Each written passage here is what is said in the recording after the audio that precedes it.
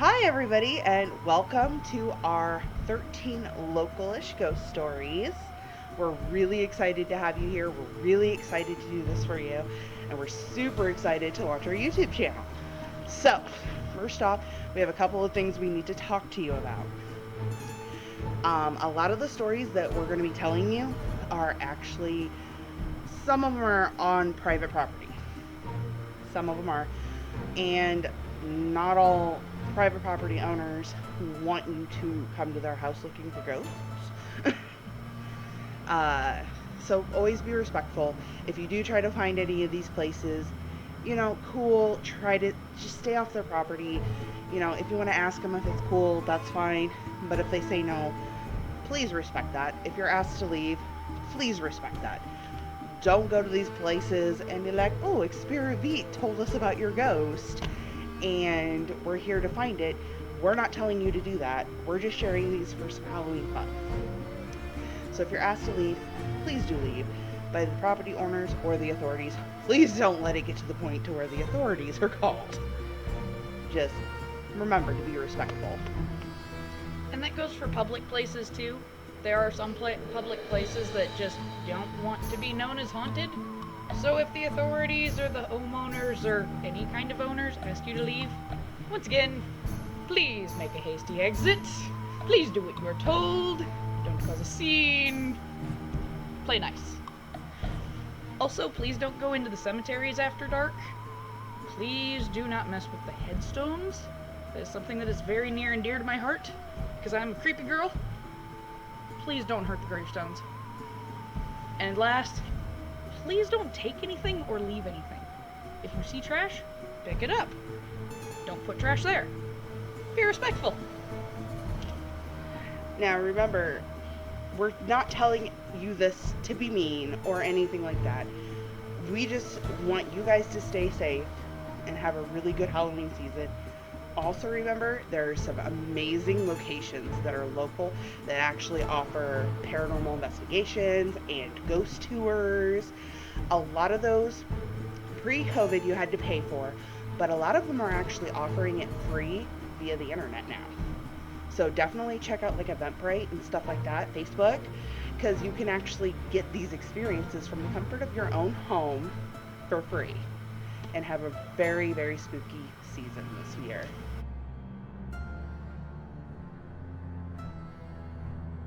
Hi! And welcome to our fourth installment? Fourth. Yes. Fourth installment. Yes. We are in Maquoketa today, and we are talking about the Decker Hotel. We've been there. It looks amazing.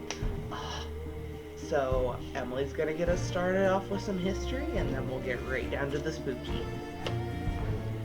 So the original Decker House Hotel was built in 1856 to 1857 by James Decker and E.R. Woolley. They then hired an architect by the name of W.W. Tucker to design and build the building that currently stands now. The new Decker Hotel was finished in 1877.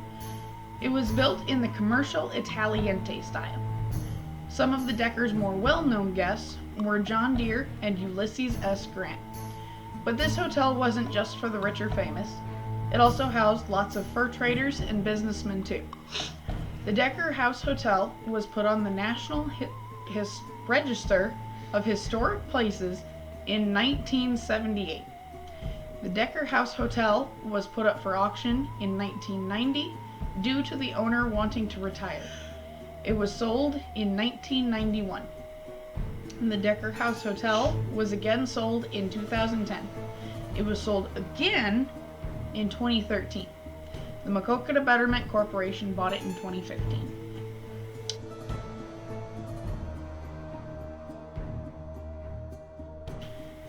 I just had a thought while you were reading that. A thoughty thought? Thoughty thought. Thoughty thoughts. So, last episode was DeSoto. Yes. Which also is a hotel. Yes. Go check out that episode if you didn't. It's a good episode. This episode, Decker Hotel. Yes.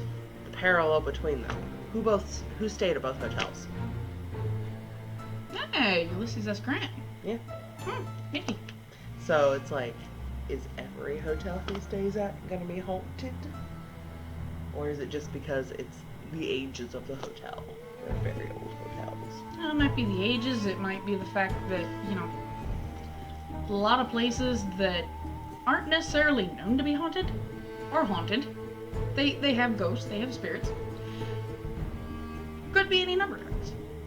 There are a lot of naysayers about the Decker being haunted. That's kind of a controversial subject. Yep. Wisconsin Paranormal. Wisconsin Paranormal. They were the first ones to go out there and actually do an investigation.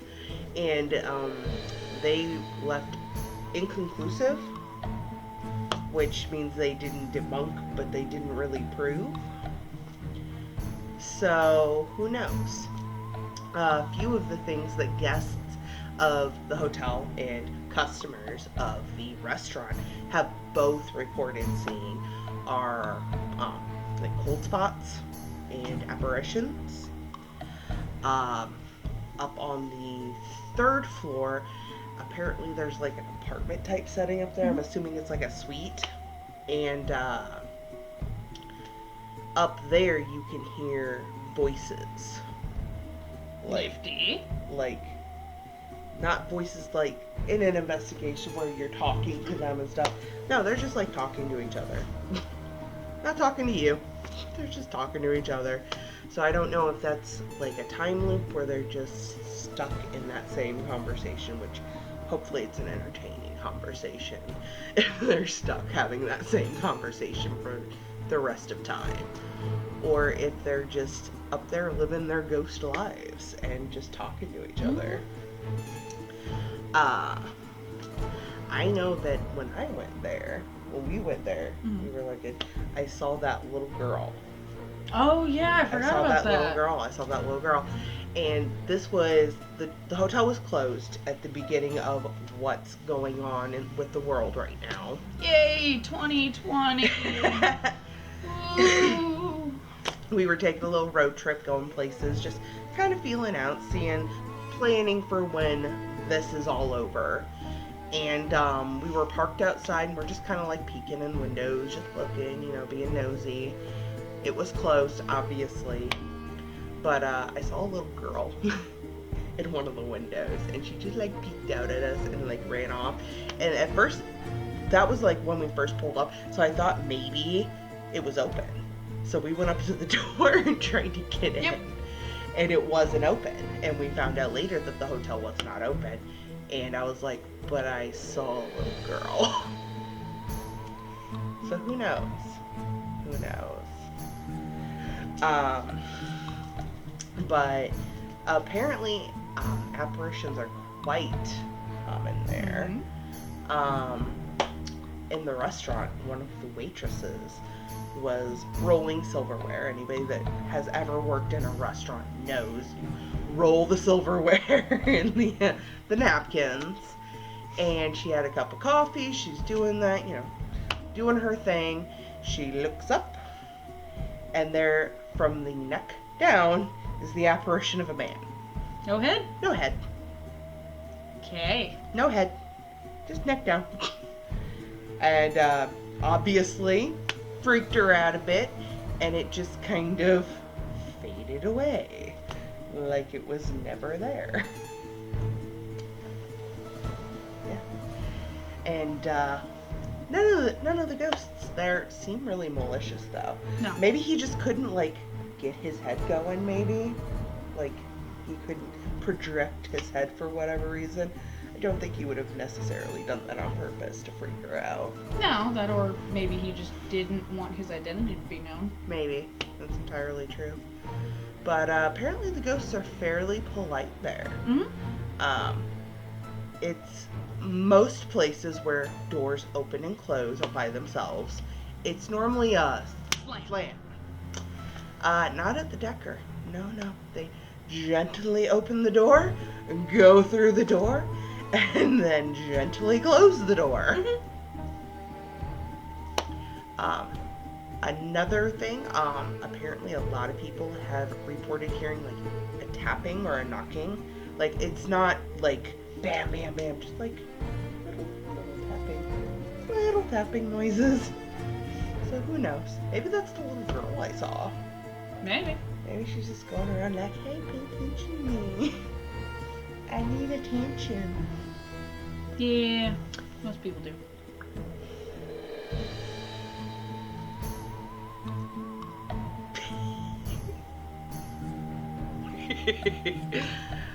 But if you ever get out to Maquoketa, check out the Decker.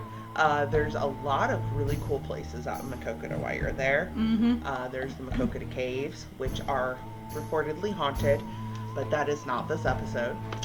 And then there's the, what is that called? I always forget. Hurtsville Lime Kilns. Thank you. The Hurtsville Lime Kilns, which is right next to Maquoketa. It's actually really close to the Decker. Yeah, It's super close to Decker. And there are lime kilns from back when they would quarry the mines and they'd have to like melt it down. All the limestone that's up in there.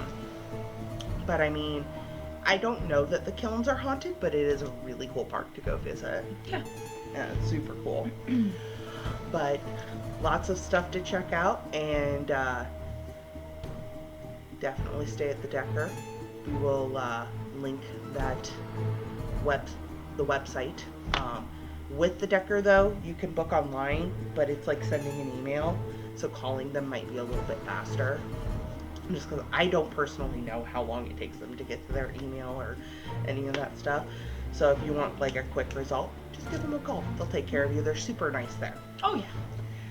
Well, apparently everybody loves them. It's got like 5 stars on the restaurant, on the hotel, on the tavern. Everything is 5 stars everywhere you look. I'm cool with that. Yeah, right? The food's apparently delicious. It's actually I'm also very cool with that. yeah. Oh yeah. So stop in, eat at the restaurant, have a drink, you know? Even if you don't want to stay at the hotel, maybe you'll see Mr. Headless Man in the restaurant. That might be a fun experience for you. No? So, link in the description. Definitely check them out. And our next episode is Crybaby Bridge in Monmouth. So we're getting closer and closer to the Quad Cities as we get closer to Halloween. But we'll be sharing some personal experiences from Crybaby along with other experiences. But thank you so much for joining us. Remember to like and follow us on Facebook. Subscribe, please, because we need validation. And we will be seeing you next time. Bye.